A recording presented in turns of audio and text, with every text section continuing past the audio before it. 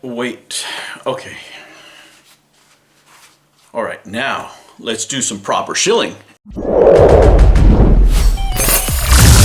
Hello humans, and welcome to the Generation X Gamer Investment Show, the first video game YouTube channel focused on the business side of the video game industry.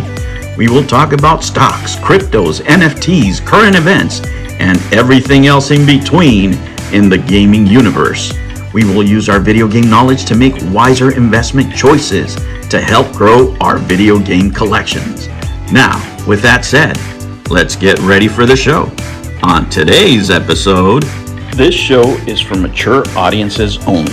Viewer discretion is advised. Hello humans, and welcome to another episode of Gen X Gamer. Today I wanted to talk to you about one of the stocks in our portfolio, right? In our starting from zero series. Say that fast when you're Hispanic.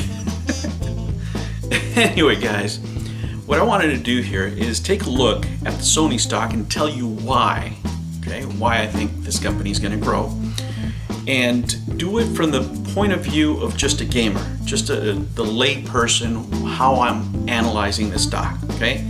Forget about the financials, forget about anything else. I'm just going to go by common sense and experience, right? Which is what you want to do when you're picking stocks.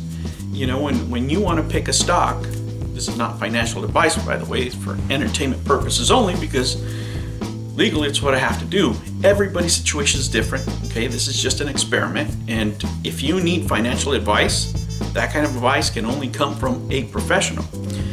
But for the purposes of this experiment, right, and learning about the stock market and how it works and all that stuff,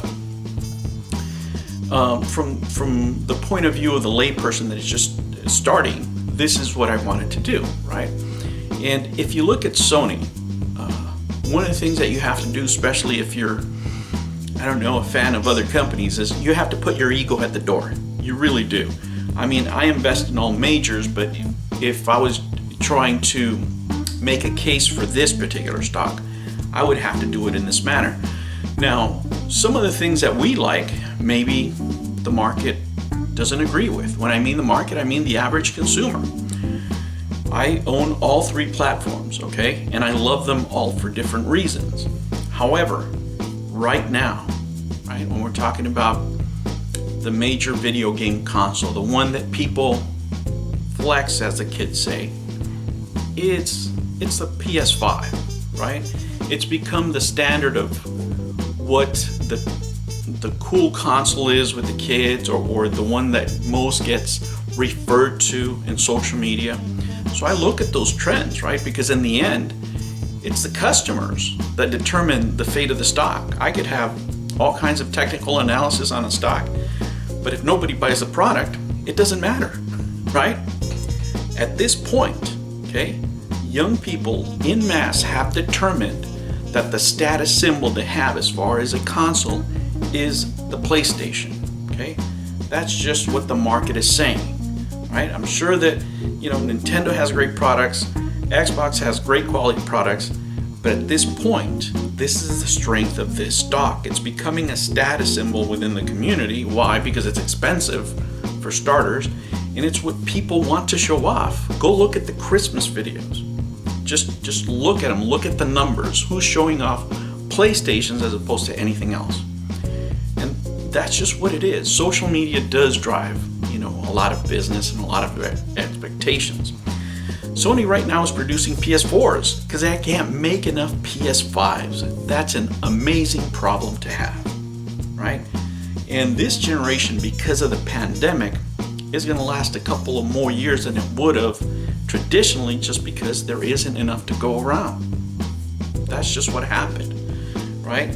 Not only that, I'm looking at Sony diving more deeply into the VR market, right? Sony and Microsoft are different companies. When it comes to hardware, Sony is going to be more hardware driven. In the end, Microsoft would be happy to put the Game Pass on everything, including the PlayStation. They would be super happy with that because Microsoft is a software company at its roots. Sony has always been hardware, always, right? So because of that, there's other things that they can do. What's coming up besides VR? TVs are coming up, right? And what are people going to do? If you have the PlayStation 5, you got to have the PlayStation 5 TV. You know, this TV that they're going to work on is specifically for the PS5. So I see that being a big seller. And the PS5 hasn't really been, even though it's been out for more than a year now, I think, it really hasn't flourished because there hasn't been enough of them. The demand is too high for what it is. And as far as scalpers, right, we detest scalpers in the market. But if you're a stockholder, you know, I mean, you want people to buy these, of course. You want Sony to do better things, and you can voice these things as a stockholder in stockholder meetings, you know, and you can bring those points up rather than just, you know, yelling at the wall or yelling on Twitter or whatever you do. But these things haven't been taken care of, right? So when this thing actually is produced in mass, these things at this price, which is high, by the way, is going to blow out because that's what people are asking for in huge numbers, you know, and that's a great problem to have. In addition, Sony makes quality games, right? They do. They make some games that you know, put them ahead in the in the PS4 era, which was the last generation. They had the exclusives. Microsoft didn't, right? Microsoft is now catching up, and they will have good offerings here.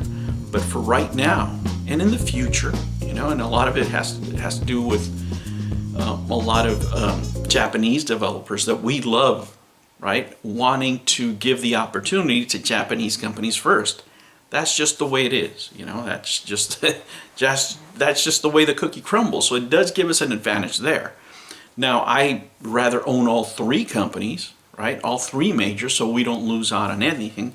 But I wanted to point out to you why it is that I feel positive about Sony, because it has areas of growth not only in retail with their PS5, but they're also upcoming in VR. I think that as far as VR, their new offering is a lot more consumer friendly, especially for beginners.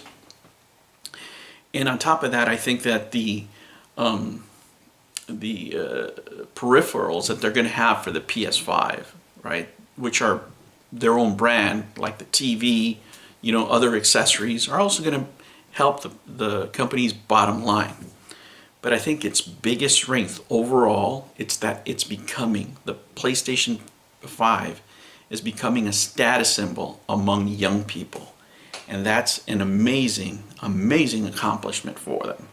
And that's going to make them number one again, I think, in this next generation. So, let's buy more stock. I'll catch you on the next one. Take care. New videos every Monday and Sunday. Thank you for joining me on another episode of the Gen X Gamer. Remember to like and subscribe, click that notification bell, and remember, never ever be afraid to be happy. I'll catch you on the next one. Take care.